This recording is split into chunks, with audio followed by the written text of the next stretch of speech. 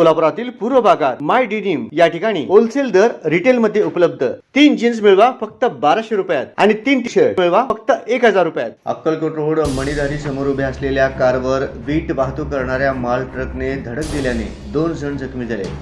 जखमींना सोलापूरच्या शासकीय रुग्णालयात उपचारार्थ दाखल करण्यात आले। अक्कलकोट रोड मणिधारीच्या विरुद्ध दिशेला असलेल्या राष्ट्रीय महामार्गावर एका बल्करने विसाव्यासाठी थांबले असताना पाठीमागून कार नंबर MH13 CE 8725 ला अचानक वीट भरलेल्या MH 46 AR 5705 या क्रमांकाच्या गाडीने जोराची धडक दिली। या धडकेमुळे वीट वाहतूक करणाऱ्या माल ट्रकमधील वीट अस्ताव्यस्त पडलेले होते। या मार्गावर वारंवार होणाऱ्या अपघातावर शासन प्रशासन यांनी योग्य असा पर्याय व्यवस्था करावं अशी मागणी यावेळी नागरिकांनी केली।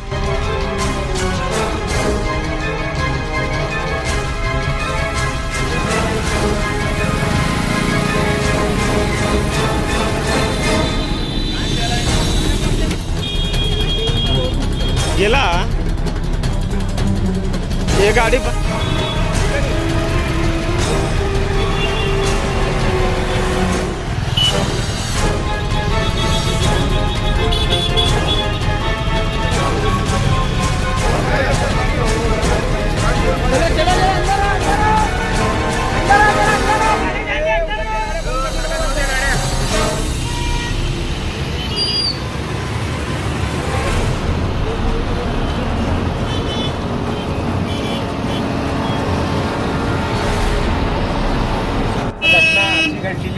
इथे एक साईडला एक टँकर उभारलेली आहे सिमेंटची।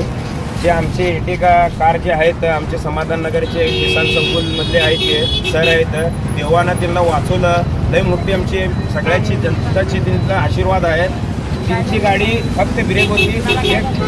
हे इटंगीची गाडी आहे मागची 407 हे तिकडनं काय त्या ड्रायव्हरला जजमेंट सुचलं की काय झालं की ते गाडीला धडक दिल्यावर गाडी पट्टी काढल्यावर ना सगळे इथं खाली पडलेले आहेत। तरी पण ते 2 जखमीला आमची इथली रिक्षा करून सिव्हिलमध्ये आम्ही दोघाला पाठवून दिलेलं आहे। एक ड्रायव्हरला डोळ्याला मार लागलेला आहे, किरकोळ पायाला मार लागलेला आहे। असं झालेलं आहे।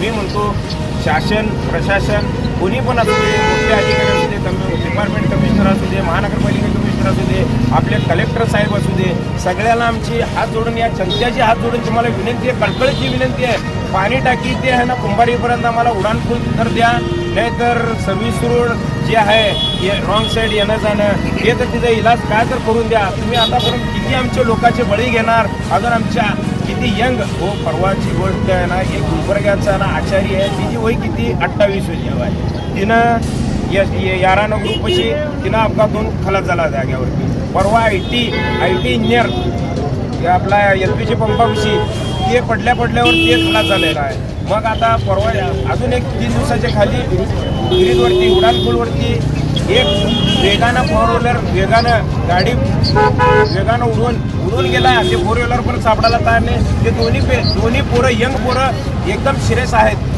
त्यांचं पण आतापर्यंत काही तपास लागले नाही। डिपार्टमेंट येते, डिपार्टमेंट आपल्याला सहकार्य करतात, आम्ही पण डिपार्टमेंटला सहकार्य करतो। आमच्यापाशी इथं कोणची सुविधा गाडी नाही आहे, ॲम्ब्युलन्सवाले पण येत नाही, त्यापर्यंत पेशंट वाढते। तरी पण आमचे जे हिंदू मुस्लिम भाई सगळे आहेत, ताबडतोब रिक्षामध्ये ताबडतोब घेऊन आम्ही तिथं स्वतः जाऊन ॲडमिट करतो ते पेशंटला। आज ते 2 पेशंट गेले म्हणून तरी पण ते पेशंट 2 सिरियस आहेत।